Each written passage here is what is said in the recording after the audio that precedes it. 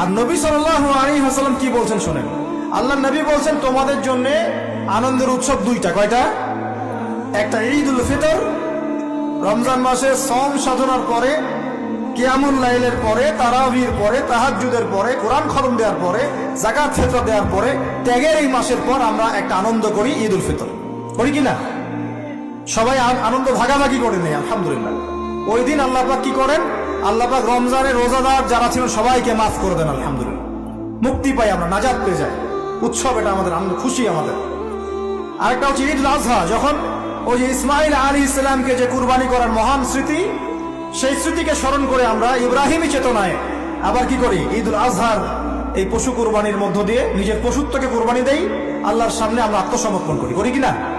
এই দুইটা হচ্ছে আমাদের উৎসব। এগুলো বাদ দিয়ে নবীজি বলছেন মান তাশাব্বাহা বিকওমিন ফাহুয়া মিনহুম, কেউ যদি তোমাদের মধ্যে অন্য কোন জাতির সাদৃশ্য অবলম্বন করে, যে যে জাতির সাদৃশ্য অবলম্বন করবে সে তাদের অন্তর্ভুক্ত হয়ে যাবে। নাউযুবিল্লাহ।